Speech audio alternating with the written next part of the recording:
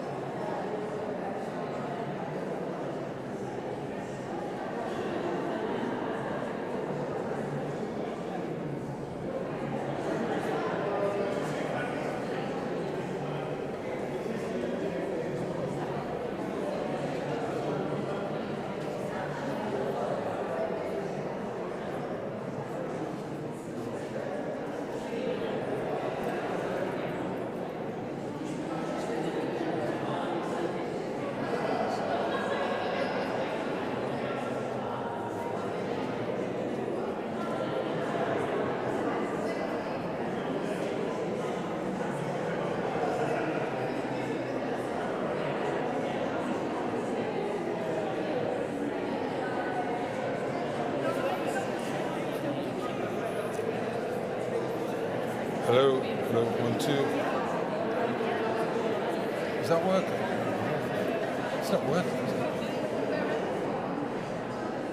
Hello, 1. Can I encourage you to take a seat, please?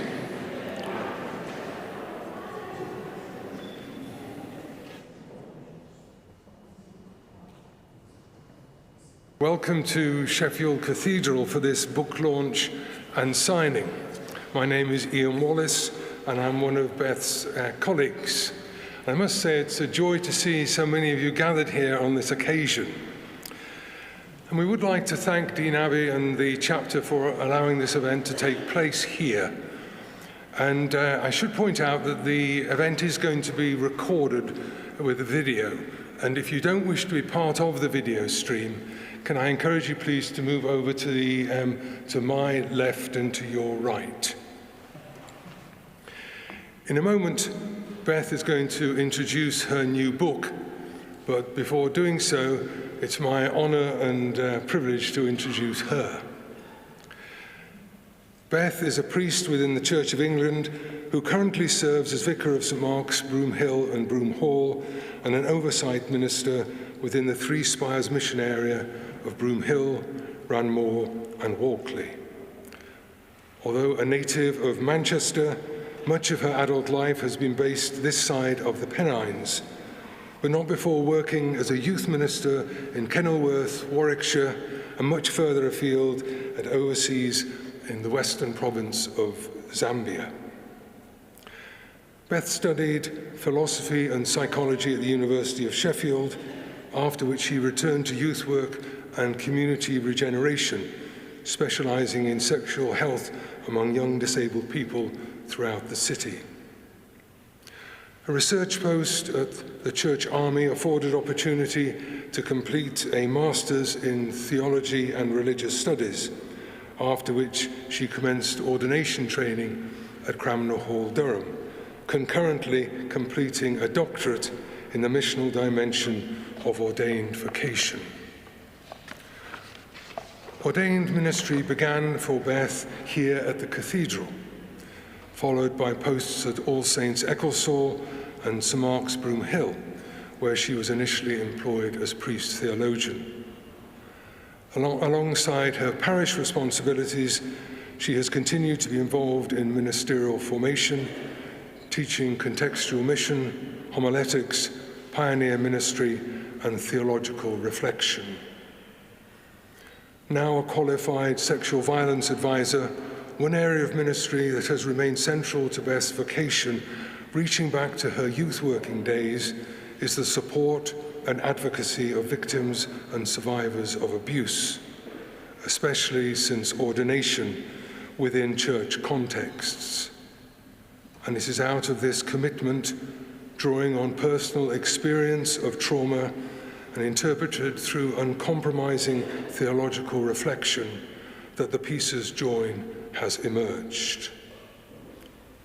Friends, colleagues, esteemed guests, please welcome this evening's speaker, the Reverend Dr. Beth Keith.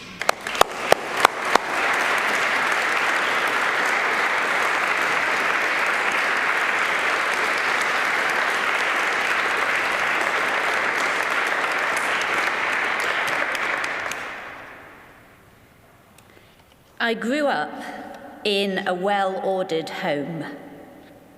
It's not that I was overprotected from the messiness of life, but I was brought up with the strong conviction that knowing the right things and doing the right things would result in a good life and keep any darkness away.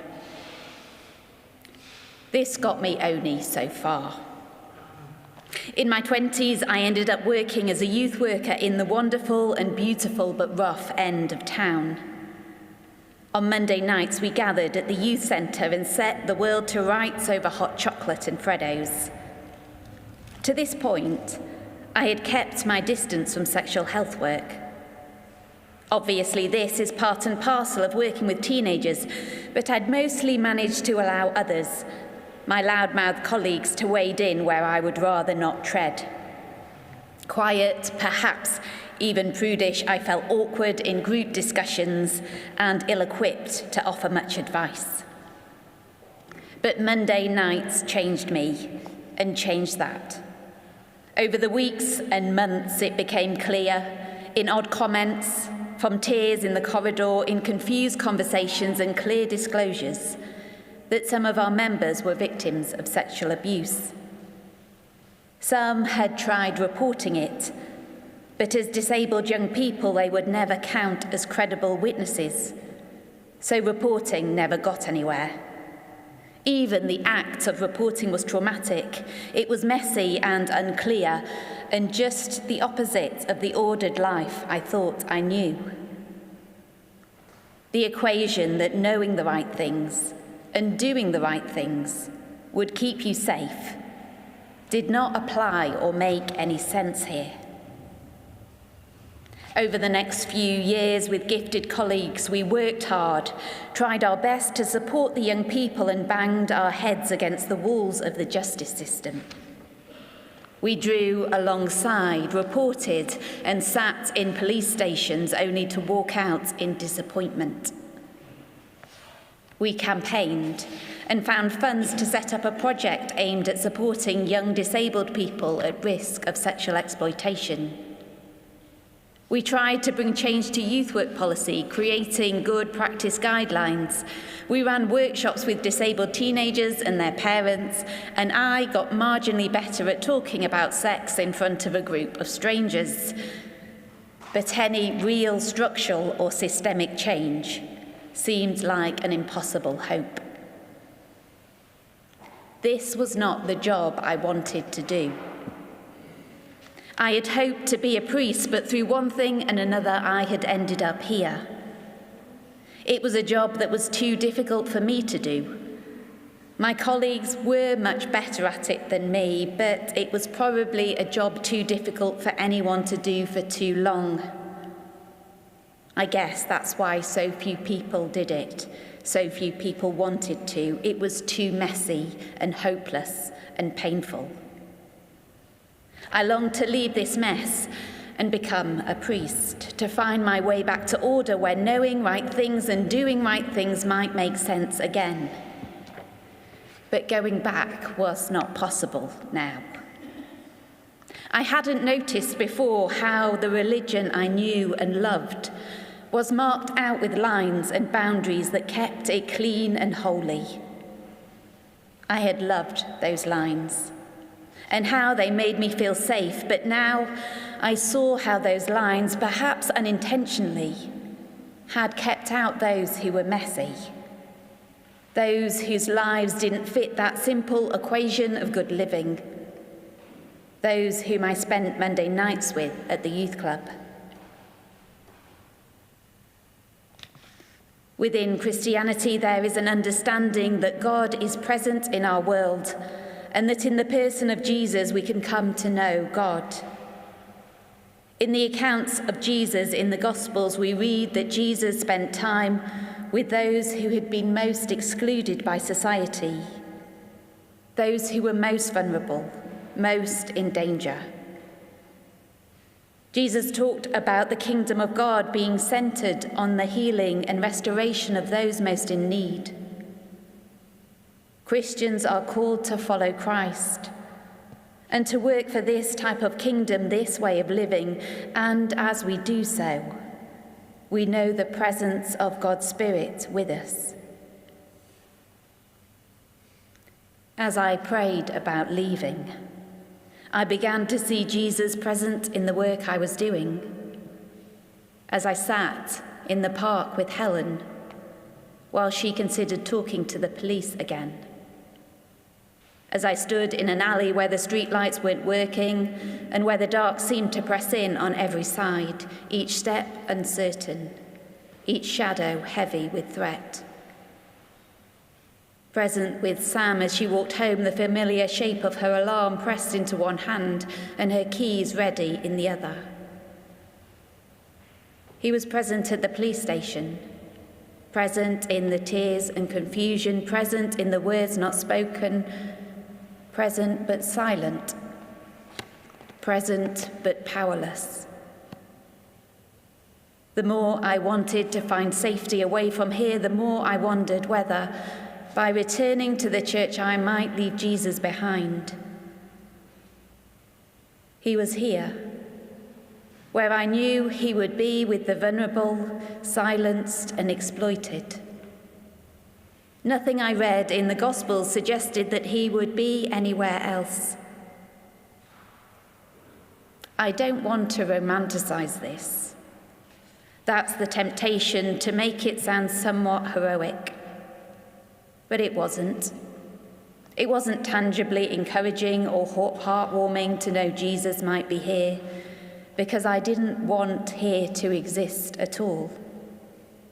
And if it did, I didn't want to be here. I wanted to shut my eyes against it. I wanted to find comfort in the melodies and songs telling me that Jesus loved me and loved everybody in a clean and ordered way. If Jesus could love the world in an ordered way, a way that kept out the dark, I could do that too. But there is little clean or ordered in Jesus' life and death. So in the dirt and mess, I prayed. I prayed the kind of prayers that are not formed of well-fashioned words, but of tears and the gut-wrenching realization that you're just going to have to get up and carry on. 25 years have passed, and I am now a priest. During the years in between, I have wrestled with the same questions and the same prayers. Do I feel any more comfortable? Probably not. But perhaps I am more able to hold seemingly impossible beliefs together, that evil persists, and that God loves. I am committed to holding on to that love without pushing away the trauma and the horror of evil, however messy and impossible that is to live with. When Judith Herman's book of trauma was published in 1992, it was seen as groundbreaking. Since then, it has shaped the way trauma has been understood and treated. When I first read her book, from among the many helpful and detailed descriptions, one particular section jumped out at me, and I have returned to read these sentences again and again. The traumatic event challenges an ordinary person to become a theologian, a philosopher, a jurist. The survivor is called upon to articulate the values and beliefs that she once held dear and the trauma destroyed. She stands mute before the emptiness of evil, feeling the insufficiency of any known system of explanation, where all questions are reduced to one: spoken more in bewilderment than outrage. Why? The answer is beyond understanding. The traumatic event challenges an ordinary person to become a theologian.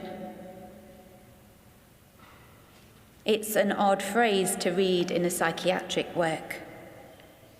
But this seems to sum up my experience better than anything else. Walking alongside victims and survivors challenged my beliefs more than any religious training or experience. Later on, and having by then trained as a practical theologian and having acquired degrees in philosophy, psychology, and theology, I found my own experiences as a victim and survivor forced me to engage more urgently and deeply with the principal theological questions about God, evil, sin, forgiveness, life, and death. Perhaps it should not be surprising that a faith which carries the trauma of God at its very heart might become more tangible through personal experiences of trauma. But trauma also carries its own incomprehensible experience, its own questions of why, with no obvious answer. Trauma can be described, and responses and outcomes can be studied, but it is only ever really experienced firsthand. It is not something that can be chosen, nor entered as a pathway of theological study or discipleship. And yet, perhaps, those who have stood mute before the overwhelming emptiness of evil and wrestled with God there have entered those deep questions about God and have something of great worth to share. In recent years, we've become more aware of the trauma many people carry from experiences of sexual violence. Rape Crisis estimates that 1 in 4 women and 1 in 18 men experience some type of sexual assault as adults. Among children, 1 in 6 experience sexual abuse. The majority of sex crimes are not reported. For those who do report, conviction rates are far, far lower than for other crimes, leaving victims to carry the burden of this injustice. The uncovering of crimes perpetrated by those in positions of trust, such as police officers, teachers, and healthcare workers, shakes our confidence in a society where this can happen. The temptation is to shut ourselves off from this reality. Otherwise, we are forced to accept how poor we have been in identifying these abuses and how ill-equipped we have been to keep the most vulnerable safe. Like other institutions, our churches are no exception. Whether it's the widespread teaching that women should remain in abusive relationships and submit to domestic violence, or ministers using their positions to groom and abuse, or the alarming fact that others knew about the abuse and chose to turn away or actively covered it up. These truths remain hard to comprehend, challenging to accept, and difficult to forgive. The coverage of high-profile abusers and the disclosures of abuse hidden in plain sight have shocked us into seeing what we did not want to know.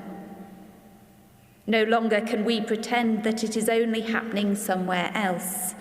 No longer can we fool ourselves by saying, not here, not us, not in our church, not in our community. The scriptures and the pastoral practice of the church provide wisdom and insight for helping those who have suffered trauma. However, the church has a long and marked history of being the site of trauma, of harming rather than healing. It has a history of using scripture, theology, preaching and worship to silence victims. Much of this done unknowingly and unintendedly. But the church has also shielded perpetrators and invested in systems and practices to protect those in power. Over the years, I have met, sat with and listened to survivors. I have heard numerous accounts, each different, haunting and disturbing in its own way. I have heard about the same repeated pattern of power misused and damage inflicted. If traumatic events in general challenge survivors to become theologians, asking the big questions of why, how much more so when the church has been the site of the trauma, or when the church has intentionally shielded and colluded with those perpetrating the abuse. How can religious experiences coexist with abusive ones? How is God present here? This book brings together things I have picked up along the way, from my own first-hand experience and through the accounts of others who have experienced trauma and the misuse of power within the church. Each chapter explores different aspects of trauma and recovery. Each draws on the resources of the Christian faith, while also shining a light on actions and beliefs that can inflict further damage and inadvertently lock people into trauma, rather than offering a path through. The movement from ripping to joining is not a straightforward or simple path. It is not about reforming or patching together what was before, when so much has been lost. Rather, it holds out the hope that joining up the pieces in an altered but recognizable way is possible. We can long for a type of healing that restores things to how they were, with everything back in its right place. But often our experiences of recovery are more complicated. Where we have been torn and ripped, rejoining comes in different ways. And although the path to recovery cannot mean going back or perfectly remaking what has been broken, the pieces can join, woven into something different and beautiful. The process of rejoining the pieces makes space for new colours, new threads, new patterns to emerge, an altered whole that carries the truth of its history, without being defined only by its breaking.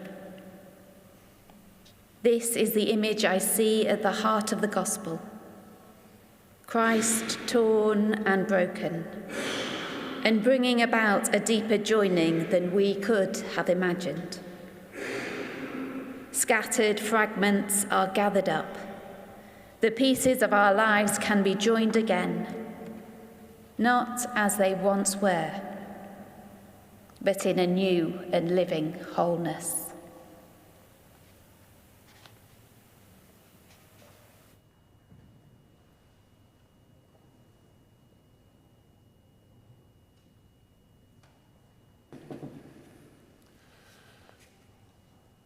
Given the nature of the material covered in Beth's book and the sensitivities surrounding it, we're not going to be taking questions from the audience on this occasion. We hope you'll understand why.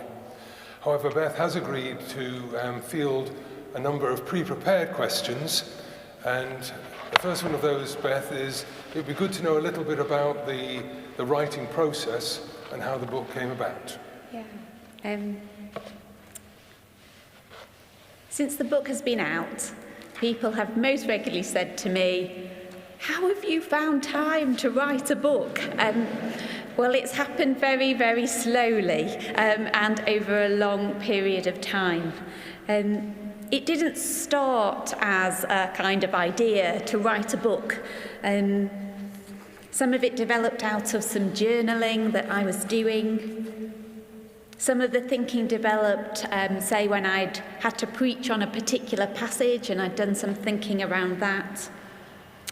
And a few years ago, I was involved in a project with Manchester University looking at coercive control in church context. So I met with other practitioners and theologians, and we did some work around that. And at that point, I thought, there might be enough here for some kind of book, but it was still quite a hodgepodge of ideas and random thoughts on scraps of pieces of paper. But with some encouragement, I approached Canterbury Press, who were really enthusiastic, but also really practically helpful in getting those random thoughts into the book that it is today. Thank you. I mean, in the book, you talk especially about trauma experience within the life of the church. And I wonder if you could just develop a little bit as to what makes that special or more complex. Yeah, survivors of abuse in church context do experience the normal aspects of trauma that you would experience wherever trauma occurred.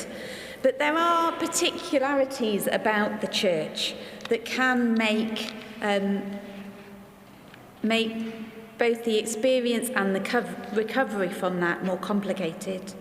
And one of those things is connected to the level of trust we put in churches. It can make both the experience of abuse a more intense and surprising feelings of betrayal where you've put so much trust, but it can also make it more challenging to identify what's going on, both for victims and for other members of the community. It can make it more difficult for victims to be believed when they come forward and disclose what's happening. But there are also elements of theology and church practice that can make it more complicated. And I've explored some of these in the book. And one of the things that I explore is the ways that we talk about atonement, the way we talk about the cross and salvation. If we're not careful, sometimes we can talk about the trauma and violence that Christ suffered in a way that can mirror aspects of abuse. And in the book, I explore different understandings of atonement, looking specifically at how we can see the solidarity of God with victims as a way of understanding how God ministers and saves us. One of the other aspects I look at in the book is how we talk about reconciliation with God. We can be used to a simplistic understanding. Humans sin, they feel ashamed of the sin, that cuts them off from God. They repent, God forgives, they're reconciled with God. But within that understanding, often we only talk about shame as being connected to the sin that we commit. However, survivors of abuse, particularly survivors of sexual violence, carry intense feelings of shame, which are not connected to any sin they have committed. But when they go into a church service, they will often, both in the liturgy, in the songs or the hymns, and in the preaching, encounter a model where they can only be reconciled with God. Their shame can only be removed if they confess. That is not a model that works for victims. It's a model that works for perpetrators. So one of the things I explore in the book is how our understandings of sin and shame and how we talk about this within the context of worship, how we can develop a more trauma-informed approach that allows victims to come to God without having to confess for the sins committed against them. That's really helpful, Beth. Another question, which I suppose in some ways is closely linked to it, is what do you think churches and I suppose other religious organisations for that matter most often get wrong when it comes to responding to survivors of abuse? One of the things that churches can and have and do get wrong is to jump too quickly to forgiveness.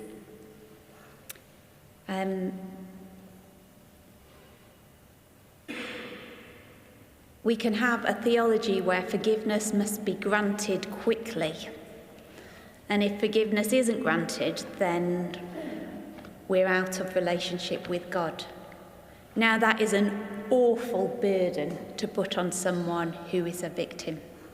One of the things that I explore in the book is looking at how to hold unforgiveness and how forgiveness can be part of recovery, not a demand, not a mark of faithfulness.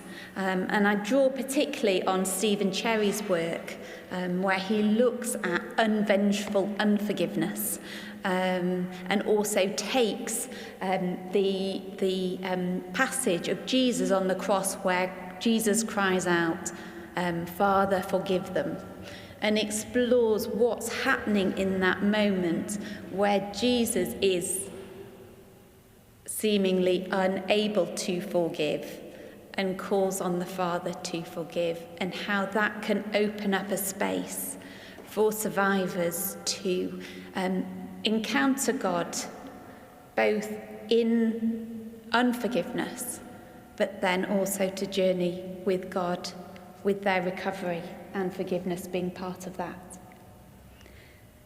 There are some other things that I think where the church gets it wrong. I think we can sometimes think of the church and the church's leaders as being some idealised community.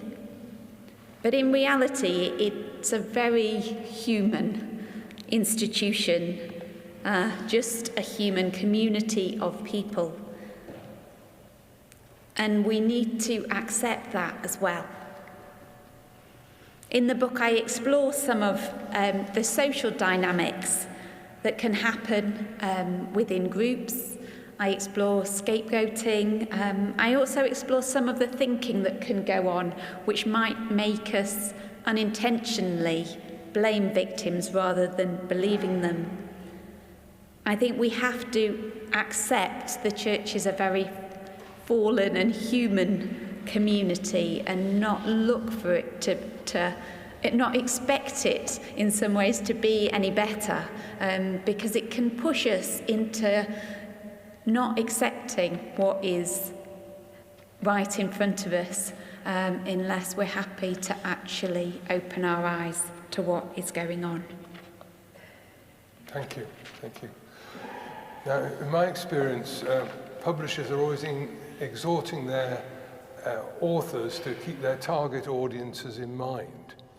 And I'm wondering who you most hope is going to read your book and why? Yeah, when I was kind of halfway through writing it, I wondered, like, who am I writing this for? Because it was in quite a hodgepodge at that point. Is it a book primarily for victims and survivors about recovery? Or is it a book for the church about how the church can be better at being a safer community and how it responds when trauma occurs? And I think in the end, it's ended up being a bit of both.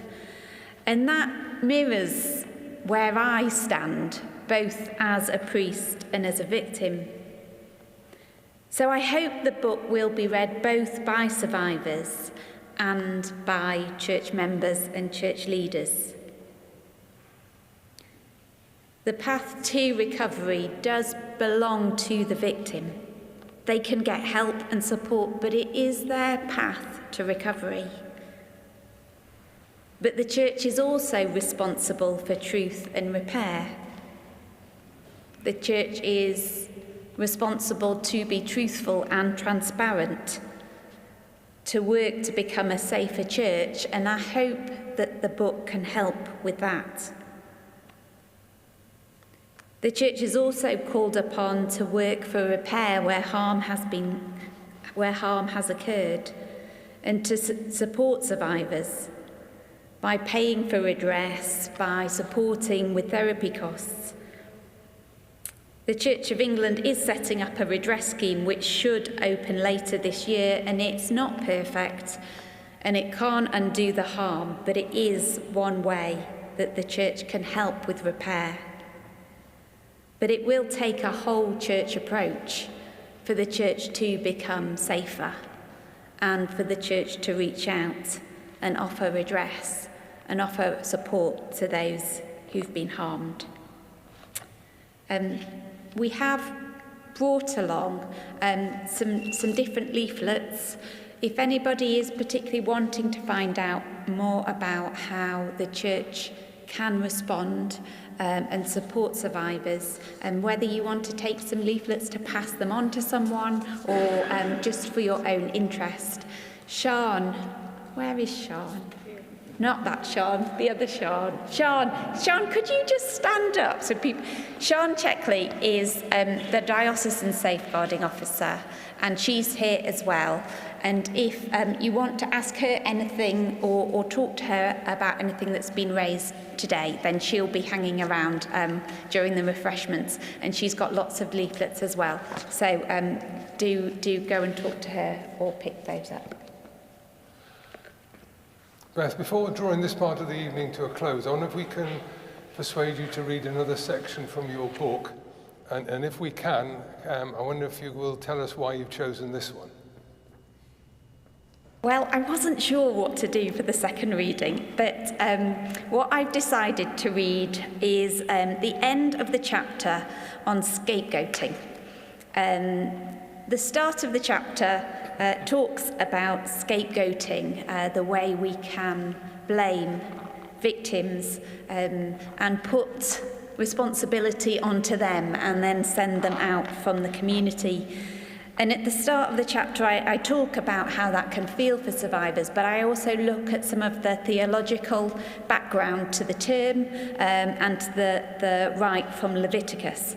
But I'm not going to read that bit. You can read that later. I thought I would end with the end of that chapter, which is called Confronting Scapegoating. The story of the woman wrongly accused in John 8 offers a profound example of resistance to scapegoating. While often read as a narrative about sin and judging, the passage demonstrates how Jesus confronts group dynamics and stands with the woman against collective condemnation. He refuses to be drawn into their games or come under their control. He won't join in with the aggressive group behaviour. Instead, he bends down and writes on the ground, an act that disrupts the drama and deflects attention away from the woman. This quiet but powerful gesture invites a pause, a moment of disorientation that breaks the rhythm of escalating violence. When he finally speaks, his words reframe the situation entirely. Let anyone among you who is without sin be the first to throw a stone at her. With this, Jesus shifts the gaze from the accused to the accusers. Jesus does not argue the woman's innocence. He doesn't need to, as there is no clear evidence against her.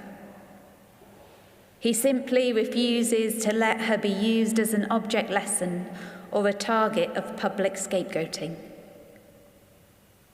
By disrupting the group's behaviour, he dissolves their power, and one by one the men leave, their complicity exposed. What was it that Jesus wrote in the sand?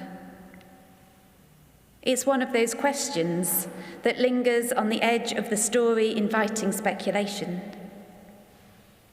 Preachers have guessed. Commentators have theorized. Was it a list of sins? Was it the names of the accusers? Was it something only she could see? Was he simply playing for time, diffusing the heat of the crowd before he spoke?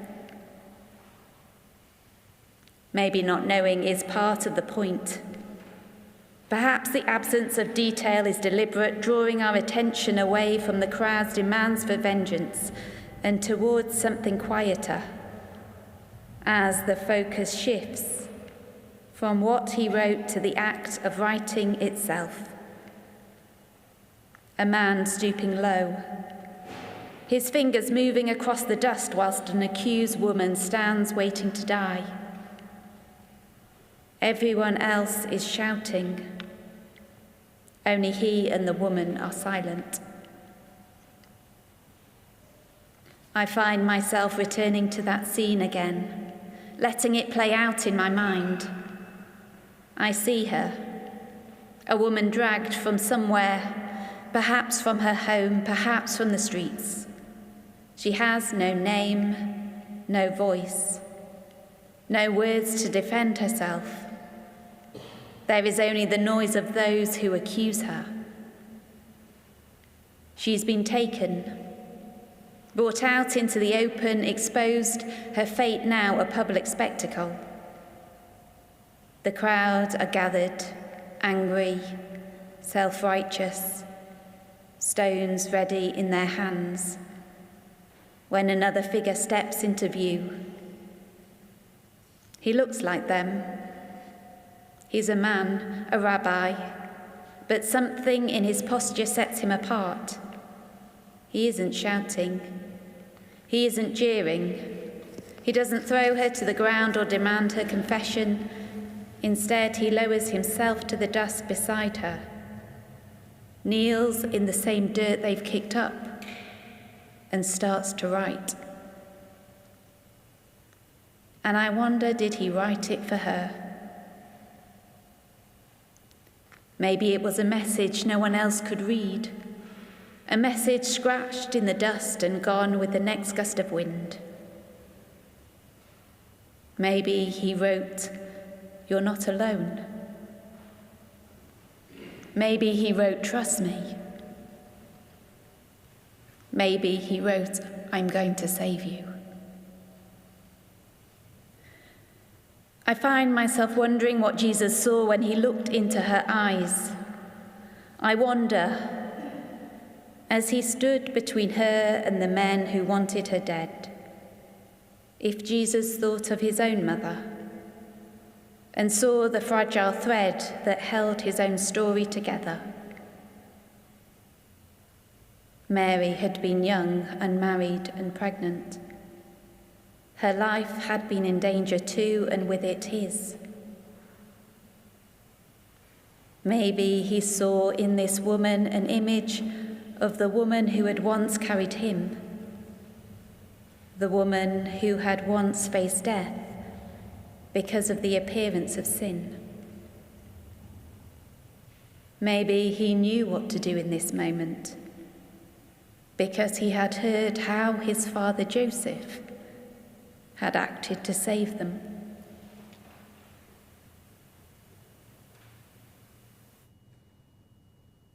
Jesus' actions challenge the dynamic of the moment and the crowd. He centers the victim refusing to join the spectacle. He challenges the self-righteousness of the group, exposing how easily violence can be cloaked in moral language. And finally, he speaks to the woman directly, not as an object of sin, of pity or scrutiny, but as a person. Woman, where are they? Has no one condemned you? No one, sir. Neither do I condemn you. These words of restoration neither shame her nor deny her agency, and he sends her on her way, free to take up her life again. The passage not only gives an alternative to scapegoating behaviour, but also calls us to resist easy narratives, to dismantle group mentalities, and to make space to hear and believe the voices and accounts of victims. It is an invitation to act like Jesus, to disrupt the spectacle, to refuse the stone, and stand with the one left in the dust.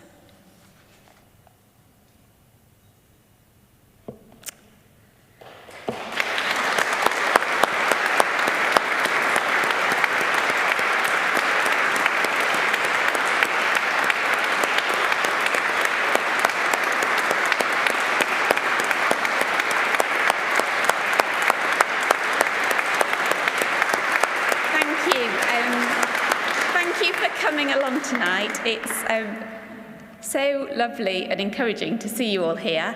There are refreshments, so do go and help yourselves, and I'll be at the back if anybody would like a book.